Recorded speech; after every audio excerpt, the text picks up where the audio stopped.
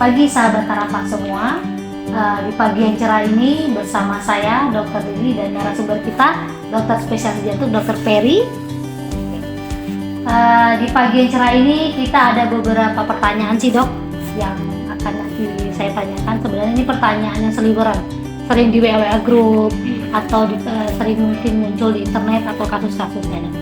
Ini masalah karena narasumbernya dokter spesialis jantung, kita akan membicarakan tentang masalah penyakit jantung sahabat Tarapak.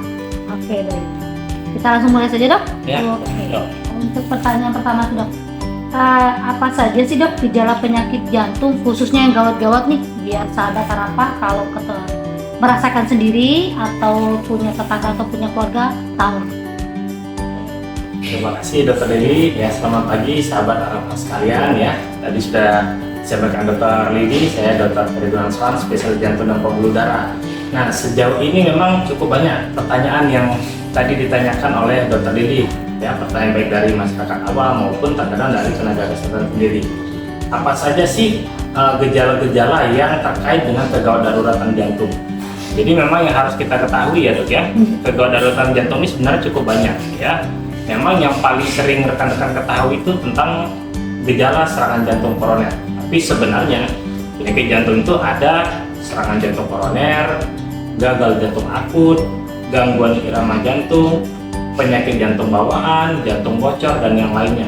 Nah, di antara spektrum yang sangat luas itu, ada 3 gejala utama di mana kita harus mencurigai bahwa ini merupakan suatu kegawatan jantung, yaitu bila kita mengalami nyeri dada.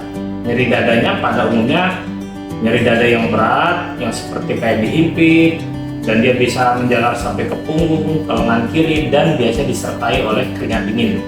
Nah, itu merupakan suatu gejala kegawatan jantung biasanya di bidang penyumbatan pembuluh darah koroner, yang sering orang bilang serangan jantung koroner. Lalu gejala kedua selain nyeri dada adalah sesak napas. Nah, sesak napas di situ juga bisa dimulai dari sesak napas yang biasanya masih ringan ya, kalau aktivitas berat baru sesak, atau kalau sesak napas pada saat istirahat, duduk aja atau baring aja udah sesak, itu wajib sekali kita curigai kemungkinan ini berasal dari kegawatan jantung. Lalu keluhan ketiga yang sering terkait dengan kegawatan jantung adalah dada terasa berdebar-debar ya, atau jantungnya terasa debar-debar ya. Makin hebat debarannya biasanya makin menunjukkan adanya suatu kegawatan di bidang jantung. Jadi kalau kita menemui 3 hal ini, nyeri dada, sesak napas, atau dada berdebar-debar, sebaiknya segera lakukan pengecekan ke dokter jantung. Seperti itu tentunya. Terima kasih dok jawabannya sangat jelas sekali. Jadi kalau sahabat Tarapak merasakan gejala tersebut, boleh langsung ke fasilitas terdekat dulu ya dok ya. Ya, misalnya betul. UGD yang paling dekat dari rumah dulu untuk mendapat bantuan. Untuk tindak lanjutnya mungkin akan ke dokter spesialis jantung, salah satunya bisa ke rumah sakit Islam Harapan bertemu sama dokter Ferry, salah satu dokter jantung kita di rumah sakit Islam Harapan. Oke dokter kan tadi ngomongin masalah penyakit jantung koroner tuh dok, salah satunya tuh. Kalau serangan jantung koroner itu gimana tuh dok? Apa itu? Ya, serangan jantung koroner ini sebenarnya yang paling sering terjadi ya di antara hampir semua kegawatan jantung. Ini salah satu yang paling sering terjadi ya, di samping tadi gagal jantung akut. Nah, jadi ini adalah kondisi di mana pembuluh darah koroner, yaitu pembuluh darah yang memperdarahi jantung kita, mengalami sumbatan ya. Sumbatannya ini bisa disebabkan oleh penyumbatan oleh plak kolesterol maupun penyumbatan oleh gumpalan darah yang biasanya terjadi karena rusaknya pembuluh darah koroner tersebut. Nah, karena ada sumbatan tersebut, oleh sebab itulah maka aliran darah tidak bisa masuk ke dalam otot-otot jantung, sehingga otot jantung yang tidak mendapatkan aliran darah, dia akan mengalami kerusakan dan bahkan kematian otot jantung. Nah, kerusakan dari otot jantung itulah dan proses kematian otot jantung itulah yang menyebabkan pasien mengalami nyeri dada hebat, sampai pasien tersebut merasakan keringat dingin, sampai bahkan mual dan muntah ya, punggung, lengan kiri semua biasa terasa ikutan nyeri atau kesemutan. Nah, itu merupakan suatu kegawatan. Jadi kalau misalnya rekan-rekan menemui gejala kegawatan seperti ini, yaitu jangan ditunda, segera ke vaskes terdekat khususnya IGD ya, karena kalau lewat poli itu kelamaan. Kita butuh golden period, semakin cepat pasien tertangani itu semakin baik ya. Jadi kalau rekan-rekan menemui gejala seperti tadi beratnya, ya jangan cek ke poli melalui IGD kalau bisa yang terdekat, salah satu di Rumah Sakit Islam Arafah gitu. Terima kasih dok atas penjelasannya, sangat jelas sekali. Dan kalau ini dok, misalnya nih kita sebagai keluarga atau misal tetangga tiba-tiba kita nemuin nih dok, seperti yang dokter bilang tadi di jalannya, nyeri dada, keringat dingin, sesak napas atau bahkan berdebar-debar, boleh nggak sih dok kita tangani sendiri nih pasiennya pada saat itu di rumah? Nah itu sangat baik sekali ya dok ya. Boleh nggak kita tangani sendiri di rumah pada kasus seperti ini? Nah sebenarnya memang kasus kegawat daruratan jantung itu tidak bisa kita tangani sendiri di rumah, ya. Memang biasanya kalau di luar negeri pasien-pasien yang sudah ada resiko penyakit jantung koroner, berisiko karena serangan jantung koroner, mereka biasanya sudah dibekali obat-obatan yang namanya isosorbit dinitrat. Biasanya mereka disuruh taruh ya Pak atau Bu di dompet, kalau tiba-tiba mengalami nyeri dada segera taruh di bawah lidah, ditaruh di bawah lidah dan dihisap, kayak gitu ya. Tapi obat ini bukan untuk mengobati secara keseluruhan, ya. Obat isosorbit yang ditaruh di bawah lidah tadi itu adalah obat sebagai bridging atau sebagai jembatan supaya pasien itu memiliki waktu yang lebih panjang untuk bisa ke rumah sakit dan masuk ke IGD, gitu ya. Jadi kesimpulan memang tidak bisa kita obatin secara mandiri, harus ke dokter spesialis jantung, ya, melalui IGD tadi, ya. Obat awal boleh tadi dengan obat yang di bawah lidah tadi ya dok ya, tapi setelah pakai obat di bawah lidah tadi tetap harus ke rumah sakit. Ya, jadi jangan ditangani sendiri ya guys ya. Jadi nggak boleh ya di rumah tangan sendiri, kalaupun ada obatnya terutama yang taruh di bawah lidah dihisap dulu menjelang ke rumah sakit. Tetap harus dibawa ke fasilitas terdekat terutama di IGD ya. Nah gini dok, biasanya di grup-grup WA tuh pernah lihat pasien tiba-tiba tidak sadarkan diri, sepertinya jantung, tapi ditepuk-tepuk tuh tangannya dok. Nah, kayak ada di bioskop waktu itu salah satu video saya pernah lihat, ditepuk-tepuk semuanya rame nepuk-nepuk. Itu gimana sih dok ininya? Apakah bermanfaat atau ada apa nih sekitar mitosnya dok? Silahkan dok. Iya, nah ini sebenarnya cukup ngetren ya, mungkin sekitar 2 atau 3 tahun lalu ya dok ya, dimana terutama khususnya grup WhatsApp keluarga ya, sahabat Arafah ya, dimana ketika ada orang tidak sadarkan diri segera ditepuk-tepuk di lengannya ya, kadang ditepuk-tepuk di leher, di pipi ya. Ya kalau seandainya pasiennya bangun sudah bonyok-bonyok semua ya, sudah ditepuk di sana sini. Nah itu memang merupakan suatu hoax ya, itu suatu kesalahan yang sebenarnya sangat fatal ya. Ketika pasien mengalami penurunan kesadaran ya, sebenarnya yang harus kita lakukan adalah memastikan dulu kondisi pasiennya memang benar-benar tidak sadar atau tidak. Kalau kita dapati pasien ini tidak sadar, kita memang harusnya melakukan bantuan hidup dasar, gitu ya. Bantuan hidup dasar di sini mungkin rekan-rekan pernah lihat ya, kita melakukan kompresi dada atau pijat jantung, ya. Kalau biasanya ya di beberapa tempat itu kita sudah ada pelatihan bantuan hidup dasar untuk masyarakat awam. Jadi ketika pasien tidak sadar, pasiennya harus kita baringkan di tempat yang aman, yang beralas keras, lalu kita lakukanlah kompresi dada seperti ini.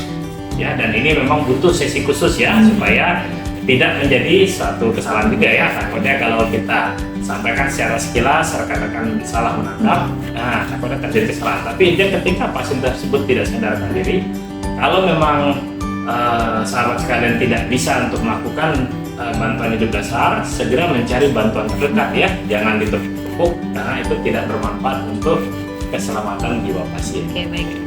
Oke, jadi itu semua mitos yang hoax. Jadi saat ditemukan pasien tidak sadarkan diri, jangan pernah sekali-kali ditepuk atau ditabok-tabok.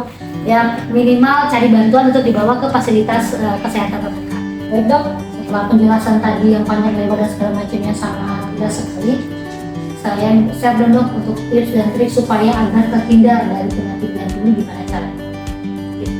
Yang baik ya dok ya, itu pertanyaan sebenarnya sangat penting ya, karena sebenarnya penyakit jantung ini paling aman itu sebenarnya memang dicegah ya. Jadi pengobatan itu sebenarnya kalau kita sudah masuk dalam ranah pengobatan itu sebenarnya sudah agak sedikit terlambat sebenarnya ya. Jadi paling aman itu sebenarnya adalah promosi kesehatan dan pencegahan gitu. Ya, jadi kalau ada penyuluhan tentang penyakit jantung sebaiknya memang Bapak Ibu juga mengikuti ya, tapi dengan narasumber yang memang sudah terpercaya seperti itu. Nah, lalu untuk pencegahannya sendiri, apa yang paling baik untuk pencegahannya? Ya, yang pasti tetap yang paling utama adalah jaga pola makan. Ya, jaga pola makan di sini ya, yang sebenarnya banyak tipe diet-diet yang bagus ya, tapi salah satu yang terbaik adalah yang diet Mediterranean, di mana mengutamakan lebih banyak makanan yang kayak serat ya, sayur-sayuran, buah-buahan, dan lebih pada konsumsinya seperti yang ikan gitu ya, bukan daging-daging merah seperti daging sapi, kambing, dan yang lainnya gitu ya. Boleh konsumsi itu tapi hanya sesekali gitu ya. Ada beberapa juga diet-diet yang bagus seperti diet rendah garam pada pasien hipertensi, itu juga bisa digunakan, jadi menyesuaikan dengan kondisi rekan masing-masing gitu. Lalu tentunya harus olahraga secara rutin, dan olahraga di sini harus olahraga yang terukur ya sahabat sekalian. Tidak usah olahraga yang sampai berlebihan, sehari sampai 3 jam ya, malah biasanya olahraga terlalu berlebihan itu tidak baik untuk jantung. Lebih disarankan olahraga yang mengikuti rule of three seperti itu ya, dimana olahraga yang dimaksud adalah setidaknya 3 kali seminggu ya, boleh lebih berarti ya. Lalu setidaknya dilakukan selama 30 menit dalam sehari ya, rata-ratanya 30 sampai 60 menit yang dianjurkan. Lalu lakukan aktivitas seperti jalan kaki setidaknya 3 km gitu ya. Jadi 3 kali seminggu, 30 menit dalam sehari, dan setidaknya 3 km gitu ya. Itu olahraga yang sangat dianjurkan gitu. Lalu ya, pertahankan berat badan supaya stabil ya, dan kita bersama ya gitu ya. Lalu, nah tentunya juga di sini selain dari hal tadi itu, rekan sebisa mungkin melakukan medical check up secara berkala terhadap jantungnya sahabat sekalian ya. Jadi lakukanlah pemeriksaan kesehatan jantung berkala setidaknya 1 tahun sekali ya. Jadi diharapkan ketika hasilnya normal berarti kita masih cukup aman, dan ulangi medical check up tahun depan gitu ya. Nah, jikalau kita menemukan kelainan pada medical check up, itu segera bisa langsung kita tidak lanjuti sebelum dia memberat seperti itu dong ya. Jadi jangan sampai penyakit jantungnya terlanjur memberat terlebih dahulu gitu ya. Dan juga bila rekan-rekan mengalami gejala seperti yang awal tadi, nyeri dada, sesak napas, atau berdebar ya, jangan nunggu 1 tahun ya, segera dilakukan pengecekan ya. Mungkin itu yang bisa kita sampaikan kepada sahabat anak sekalian. Oke, penjelasan sangat bagus sekali. Terima kasih dokter.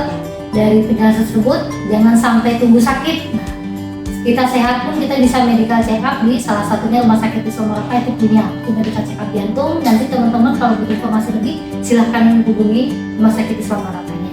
Baik dokter, terima kasih atas waktunya pagi ini menyempatkan bincang-bincang santai kita mengenai masalah penyakit jantung.